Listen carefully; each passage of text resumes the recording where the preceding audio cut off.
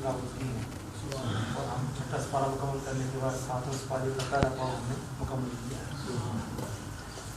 इसमें अल्लाह ताला ईसाइयों की अकीदे को बयान करता है। उनका अकीदा क्या है कि खुदा तीन है। रहमत है कि वो करीब तीन खुदा है, तीन ही है कि एक खुदा। ईसा अलैहिस्सलाम के बारे में बहुत सी बातें अकीदे जो ईसाइयों के क्रिश्चियन फेथ उसको बयान किया गया है। अब ईसा अलैहिस्सलाम के हवाले से तीन तरह के अकीदे, कितने? एक मुसलमानों का अकीदा, एक ईसाइयों का अकीदा फेथ और एक कादियानियों का अकीदा। तो तीन तरह के अकीदे। ईसाई क्या क्रिश्चियन क्या बिलीव करते हैं? वो कहते हैं ईसा अलैहिस्सलाम था, अब यह कि क्रूसिफाई हुए, अल्लाह वमा क़तलूहु वमा सलबूहु वलाकिन शुब्बिह लहुम, he was not killed, he was not crucified, but people have doubt about him। क्या ना वो क्रूसिफाई हुए ना उनको कत्ल हुए, अल्लाह ने उनको ऊपर उठा लिया। बरफ़अहु अल्लाहु इलैहि, अल्लाह ने आपको ईसा को ऊपर उठा लिया। ईसाई ये बिलीव करते हैं, क्रिश्चियन फेथ यह है कि ईसा अलैहिस्सलाम क्रूसिफाई हुए, उसके बाद फिर दोबारा जिंदा हुए, फिर आसमान की तरफ चले गए। हमारा क्या अकीदा है इस पर? कादियानियों का अकीदा, वो कहते हैं कि ईसा अलैहिस्सलाम आप क्रूसिफाई हुए, फिर आप उठे, चलना शुरू कर दिया, सफ़र करते करते रशिया में गए, रशिया से चलते चलते फिर इंडिया में आए, इंडिया से चलते कश्मीर में गए और कश्मीर में जाकर आपने 130 साल की उम्र में आप फौत हुए। आपकी कब्र वहाँ श्रीनगर में है। फिर दोबारा मिर्ज़ा कादियानी की शक्ल में दोबारा फिर ज़ाहिर हुए। मुसलमानों का अकीदा क्या है? मुसलमानों का अकीदा क्या है कि ईसा अलैहिस्सलाम ना तो आप कत्ल हुए, ना आप स्लेब पर चढ़े, ना क्रूसिफाई हुए, बल्कि अल्लाह ताला ने आपको जिंदा आसमानों पर उठा लिया। और क़यामत के करीब कुर्ब क़यामत की बड़ी निशानियों में से एक निशानी क्या है कि सैयदना ईसा अलैहिस्सलाम दोबारा ज़मीन पर वापस आएंगे। और जैसे आप जानते हैं, जैसे साइंस का माइनर साइंस है, मेजर साइंस है। माइनर साइंस होते हैं कि लंबी बड़ी बड़ी बिल्डिंगें होंगी, टाइम तेज़ी से गुजरेगा, सारी बातें हैं। इसके साथ क्या, और उसके बाद जो सबसे पहली जो मेजर साइंस 12 पे मेजर साइंस है, बड़ी निशानियाँ हैं क़यामत की, उनमें से पहली निशानी क्या है? इमाम महदी अलैहिस्सलाम आएंगे। तो तीन शख्सियतें इकट्ठी आएंगी, तीन पर्सनैलिटीज इकट्ठी आएंगी। एक क्या? ईसा अलैहिस्सलाम, इमाम महदी अलैहिस्सलाम और दज्जाल। अब ये नहीं हो सकता कि एक का ज़माना अलग हो, दूसरे का ज़माना अलग हो, तीसरे का ज़माना अलग हो। अब जो ये लोग ये मानते हैं कि अल्लाह अस्तग़फिरुल्लाह माफ़ करे कि मिर्ज़ा ग़ुलाम कादियानी वो इमाम महदी था या ईसा था, जो भी है, अगर ये बात है तो फिर वो दज्जाल कहाँ गया? तो तीनों शख्सियात का इकट्ठा होना, एक ज़माने में आना ज़रूरी है। अब ये बात होगी। उसके बाद आके अब बड़ी प्यारी बात आती है वो कि अल्लाह ताला ने वो आयत हमें दी है, सुभान अल्लाह, जो किसी और उम्मत को नहीं दी है। वो कौन सी आयत है? अल यौमा अकमलतु लकुम दीनकुम व अतममतु अलैकुम निअमती व रदीतु लकुमुल इस्लाम दीना, कि आज अल्लाह ताला ने आपका दीन आपके लिए मुकम्मल कर दिया है। ईसाई भी आए, यहूदी भी आए, मूसा अलैहिस्सलाम भी आए, ईसा अलैहिस्सलाम भी आए, नूह अलैहिस्सलाम भी आए, किसी नबी को ये बशारत नहीं दी, सुभान अल्लाह, ये नहीं दी क्या कि आपका दीन मुकम्मल हो चुका है। ये सिर्फ और सिर्फ शान है आका अलैहिस्सलाम की। अल्लाह ने फरमाया कि आज आपको दीन इस्लाम ने मुकम्मल कर दिया है। इस पर एक यहूदी खड़ा हो गया, उसने कहा कि तुम रज़ियल्लाहु ताला अन्हु, आपकी किताब कुरान में एक ऐसी आयत है कि अगर हमें मिल जाती ना अगर वो आयत, तो हम इस क्या करते यहूदी, हम उस दिन को एज ए ईद सेलिब्रेट करते, ईद के तौर पर मनाते उसको। उन्होंने कहा वो कौन सी आयत है? उमर रज़ियल्लाहु फरमाया, तो उन्होंने कहा वो आयत क्या है? अल यौमा अकमलतु लकुम दीनकुम व अतममतु अलैकुम, कि आपका दीन मुकम्मल हो चुका है। ये हमें मिल जाती ना, हम ईद मनाते। उन्होंने कहा इसमें कौन सी बात है? हम ऑलरेडी इसको ईद ही तो मना रहे हैं। वो क्या जुमे का दिन था उस वक्त और अरफा का दिन था, दोनों ईद हैं हमारे लिए, तो हम ईद की तो ऑलरेडी मना रहे हैं सरफ से। उसके बाद आगे चलते हैं हम, तो फिर आता है कि नहीं वुज़ू के मसाइल, गुस्ल के मसाइल सारे चलते हैं। फिर जाकर आगे एक और बात आती है कि आदम अलैहिस्सलाम के बेटों का वाक़या, हाबील और काबील का वाक़या बयान किया गया, किस तरह दोनों ने का मामला हुआ और काबील ने हाबील को कत्ल कर दिया। तो दुनिया का सबसे पहला कत्ल काबील ने हाबील को कत्ल किया था। और फिर क्या हुआ? हमने जब 4 साल पहले गए थे, सीरिया में वो गार है, मुल्क शाम में सीरिया में वो गार है कि जहाँ काबील ने हाबील को कत्ल किया था। उस गार में अगर आप जाकर देखें, आज भी देख सकते हैं, गार में जाकर देखें तो उसी तरह क्या है, उस गार के अंदर एक मुँह है, उस मुँह में ज़ुबान है पत्थर की, और ऐसे लगता है जैसे मुंह खुला हुआ है और ज़ुबान है। तो जैसे इंसान को शौक में चला जाता है, तो इस तरह की वो रॉक है वो सारी। तो क्या जब पहला कत्ल ज़मीन पर हुआ ना, तो पहाड़ भी हैरान हो गया और एक शौक हो गया कि ज़मीन पर कत्ल हो गए। तो पहाड़ का मुंह खुल गया, جو پہاڑ کا جیسے منہ کھلا تھا ویسے کا ویسا رہ گیا. اور پھر کیا ہوا اس پہاڑ پر, وہ واحد پہاڑ ہے کہ جس کے پہاڑ کے اوپر حضرت جبریل علیہ السلام کے ہاتھ کے نشان ہیں. اور غور سے اگر دیکھیں تو اس کے ہاتھ میں کتنے اللہ کیا کچھ لکھا ہوا ہے, جتنا زیادہ کوئی غور سے دیکھتا چلا جائے گا اتنے زیادہ کتنے اسماء گرامی اور کیا کچھ وہاں لکھا گیا ہے. کسی نے ہاتھ سے نہیں لکھا بلکہ وہ نام ہی ایسے ہے, اس طرح کا وہ ہاتھ سارا کچھ ہے. تو وہ ہم نے وہ بھی دیکھی, اور وہ جگہ جہاں حابیل کو دفن کیا گیا تو وہ لمبی یہاں سے لے کر وہ آگے تک لمبی قبر ہے وہ بھی. تو یہ سارا واقعہ بیان کیا گیا. اس میں ایک اور بات جس کو میں آخر میں سمجھانا چاہتا ہوں, وہ سورہ نساء کی آیت ہے, اور وہ آیت کون سی ہے کہ وَلَوْ أَنَّهُمْ إِذْ ظَلَمُوا أَنفُسَهُمْ جَاءُوكَ سبحان اللہ. جب یہ لوگ گناہ کر بیٹھے, ان کو خوشخبری سنا دو کہ جب گناہ کر بیٹھے مسلمان, یہ کوئی غلطی کر بیٹھے تو پھر کیا کریں, کیا کرنا چاہیے. ایک تو ذہن یہی آتا ہے نا کہ گناہ کر دیا, اللہ نافرمانی کر دی, توبہ کرو, نفل کر پڑھو, مصلی بچھا لو, اللہ کو یاد کرو. عام ذہن تو یہی ہوتا ہے. اب قرآن سے پوچھتے ہیں کہ قرآن کیا کہتا ہے.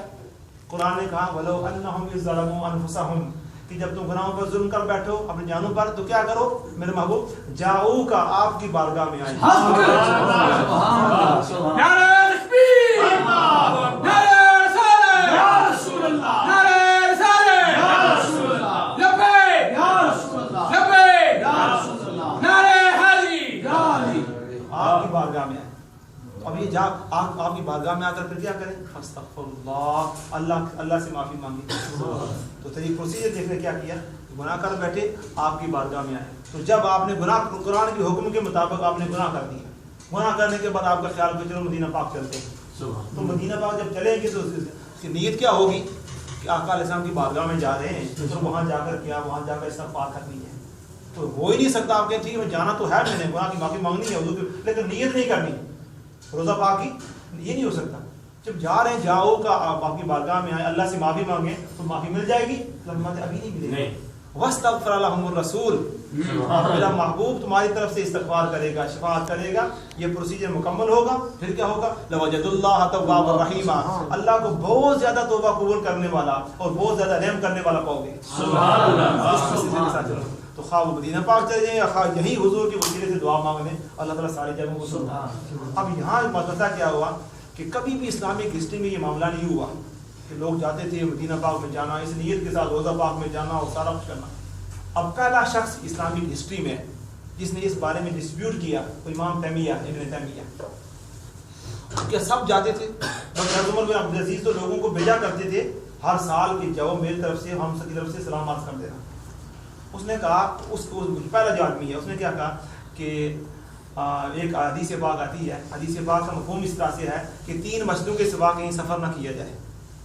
مسجد حرام, مسجد اقصی, مسجد نبی کے علاوہ کسی طرف سفر نہ کیا جائے. یہ حدیث بس بیان ایسی کی جاتی ہے. آج میں کیا ہوا, اب اس نے کہا کہ روزہ پاک کی نیت کے ساتھ مدینہ پاک جانا یہ ناجائز ہے, یہ ٹھیک نہیں ہے, حرام ہے, وٹا وہ اس نے کہا. اس کے بعد کچھ طبقہ ایسا چلا جو سعودی عرب تک آتا رہا, جب بھی آپ مدینہ پاک جائیں, مکہ پاک جائیں, حج کرنے کے لیے جائیں, عمرہ کرنے کے لیے جائیں, تو آپ کو یہ حدیث جگہ جگہ ملے گی بیان کرتے ہوئے, لکھے ہوئے ملے گی کیا کہ بس نیت کرنی ہے. تو میں مسجد نبی کے بعد بیٹھا ہوں, اس لیے آپ کو بتا رہا ہوں کہ ہر آدمی حج کرنے کے لیے جاتا ہے, عمرہ کرنے کے لیے جاتا ہے. اگر آپ کا ذہن کلیئر نہیں ہے تو وہاں جا کر آپ جاتے بڑے جذبے کے ساتھ ہیں, مگر چونکہ آگے کے معاملات کو آپ کلیئر نہیں ہیں, پھر کیا ہوتا ہے کہ آپ کنفیوز ہو کر واپس آ جاتے ہیں کہ معاملہ کیا ہے, اگر جب تک پوری پکچر آپ کے سامنے نہ ہو. تو مدینہ پاک کے مسجد نبی کے باہر بیٹھا ہوا ایک بابا جی پاکستان کے, وہ پڑھ رہے تھے اپنی کتاب اردو میں کہ حج کا طریقہ. میں نے کہا کہاں سے لی ہے, انہوں نے کہا وہاں پاک سامنے وہاں مفت ملتی ہے, فری ملتی ہے, وہاں سے دے رہے ہیں. میں نے کہا ٹھیک. جب دیکھنا شروع کر دیا تو اس میں لکھا ہوا حج کا طریقہ کیا, بڑی اچھی پینٹنگ ہے اس میں, پینٹنگ ہے سعودی عرب کی بڑی اچھی طریقے سے اس میں لکھا ہوا ہے. اور کرتے کرتے آخر میں کیا لکھا ہوا ہے, یہی حدیث پاک کیا کہ جب بھی تو آپ نے حج کر لیا, آپ کا حج ہو گیا, آپ کا حج ہو گیا, اب مدینہ پاک جانے کی ضرورت نہیں ہے. استغفر اللہ. اگر جانا بھی پڑ جائے تو پھر یہ خیال رکھا جائے کہ روزہ پاک کی نیت کر کے نہ جائیں, مسجد نبی میں نماز پڑھنے کی نیت کے ساتھ جائیں. تو پھر میں کہا یہ پڑھنے سے مطلب کیا ہوا, جب آپ جاتے ہیں تو آپ کو اس طرح کی چیزیں ملتی ہیں. تو یہ ہے کہ روزہ پاک, اللہ فرما رہا ہے قرآن پاک میں کہ جب بھی گناہوں پر ظلم کر بیٹھو میرے محبوب کی بارگاہ میں آ جاؤ. اور پھر حضور کی وصال کے بعد کیا ہوا, حضور کے وصال کے وقت بھی بیان کرتے ہیں کہ ایک عربی آیا, اور اس کو امام ابن کثیر نے بیان کیا. وہ عربی نے آ کر کیا تو حضور کی بارگاہ میں آیا، مسجد نبی میں آیا، پوچھا حضور کہاں ہے؟ تو بتایا گیا کہ حضور کا تو وصال ہو گیا، 3 دن ہو گئے. تو اس نے داڑھی مار کر رونا شروع کر دیا. اس نے کہا میں نے تو یہ آیت سنی تھی وَلَوْ أَنَّهُمْ يَظْلَمُونَ أَنفُسَهُمْ جَاءُوكَ، تو میں تو گناہ کر کے آیا ہوں آپ کی بارگاہ میں، آپ کا وصال ہو چکا ہے. اور وہیں اس نے رونا شروع کر دیا اور اتنا زار و قطار رویا. اس نے شعر پھر لکھے کہ کتنی عظیم ہستی ہے کہ جو اس قبر شریف میں آرام فرما ہے. اور کیا اس نے شعر لکھے. اس کے بعد اس نے کیا کیا، جب واپس جانے لگا تو وہ بیان کرتے ہیں کہ وہ سو گئے اور خواب میں آقا علیہ السلام تشریف لائے. حضور نے فرمایا کہ اس آدمی کو، عرابی کو یہ بشارت دے دے کہ اللہ نے اس کو بخش دیا ہے. اب حضور کے وصال کے بعد وہ شخص عرابی آ رہا ہے. اگر حضور کے وصال کے بعد وہاں جانا اور وہاں جا کر کیا وہاں بیٹھنا یا استغفار کرنا یا حضور کی بارگاہ کی زیارت کرنا اگر استغفر اللہ العظیم ناجائز ہوتا، سارا کچھ ہوتا، پھر معاملہ ہی کچھ اور ہو جاتا. تو یہ جب بھی مدینہ پاک، یہ آپ سب سے نصیحت ہے، جب بھی مدینہ پاک مکہ پاک جائیں تو 2 چیزیں آپ کی کلیئر ہوں. ایک تو کیا ہے کہ جو وہاں جو کچھ کیا جا رہا ہے وہ لمبا عرصہ نہیں ہوا، 1920 کے بعد یہ سارا معاملہ ہوا ہے. 1920 سے پہلے ٹرکش امپائر تھی، ترکوں کی حکومت تھی، وہ سارے ادب والے لوگ تھے. وہ اس کے بعد خلافت عثمانیہ تھی، اس سے پہلے خلافت بنو امیہ کی تھی، وہ سارا کو معاملہ ہی اور تھا. مگر جب سے 1920 کے بعد یہ 80-85 سال ہو چکے ہیں، جب سے یہ لوگ آئے ہیں انہوں نے ہر جگہ کو، آپ حیران ہوں گے، ہر جگہ جہاں وہ کنواں کہ جہاں حضور صلی اللہ علیہ وسلم نے اپنے لعاب دہن تھوک مبارک ڈالا تھا، عروہ کا کنواں، انہوں نے وہاں جوتیاں ڈالی ہوئی ہیں، وہاں ڈیزل ڈالا ہوا ہے. اور وہ جگہ ایک ایک کر کے جہاں حضور کی کوئی نشانی باقی ہے، آپ کے سر پاک کا نشان ہے، دوسرا نشان اس کو شرک اور بدعت کے نام پر مٹایا جا رہا ہے. یہ سب اور یہی کام اب سیریا میں اور جگہ آپ دیکھتے ہیں. بعض عمار بن یاسر، مجھے یاد ہے کہ جب ہم سیریا میں گئے تھے تو ہم نے عمار بن یاسر، حضور کے عظیم صحابی کہ جن کے والدین کو مکہ مکرمہ میں بچی کے ساتھ شہید کر دیا گیا، تو عمار بن یاسر کا مزار سیریا کے دمشق کے جو ہے نا لبنان کے بارڈر کے قریب ہے. تو وہاں ہم گئے تھے، حاضری دی تھی. اب ہم سے سنا ہے یہ کہ اس کو مٹا دیا گیا ہے. تو یہ ہمیشہ یاد رکھیں کہ عقیدہ اور اسلام وہی ہے جو پرانا چلا آ رہا ہے، اسی کو سنبھال کر رکھیں. نئے حالات کے مطابق جب بھی مدینہ پاک جائیں تو جس سوچ کے ساتھ، ادب کے ساتھ آپ جا رہے ہیں اسی کے ساتھ واپس آئیں، بجائے اس کے کہ یہ پڑھتے رہیں، اس کی بات سنتے رہیں، اس کی بات سنتے رہیں، پھر انسان کنفیوز ہو جاتا ہے. تو اللہ تعالیٰ سے دعا ہے کہ اللہ تعالیٰ ہمیں عقیدہ صحیحہ پر لینے کی توفیق عطا فرمائے. وآخر دعوانا الحمدللہ رب العالمین. اللهم صل على سيدنا مولانا محمد وعلى ال سيدنا مولانا محمد وبارك وسلم. ربنا آتنا في الدنيا حسنة وفي الآخرة حسنة وقنا عذاب النار. یا اللہ یا رب العالمین یا ارحم الراحمین، نماز استطاعت کے بعد ہم قبول منظور فرما، اللہ ہم قبول منظور فرما، سب ساتھیوں کو قبول منظور فرما، سب کے گناہ معاف فرما، سب کو لذتیں عطا فرمائے اللہ، اور رمضان شریف میں سستی ختم فرمائے. جو آنے والے دن ہیں یا اللہ اس میں اور زیادہ عبادت کی توفیق عطا فرما، روزے کی پابندی کی توفیق عطا فرما، برائیوں سے بچنے کی توفیق عطا فرما، اور عبادت میں ذوق و شوق عطا فرما. وفوض امورنا الى الله ان الله بصير بالعباد. وصلى الله تعالى على خير خلقه سيدنا مولانا محمد واله واصحابه.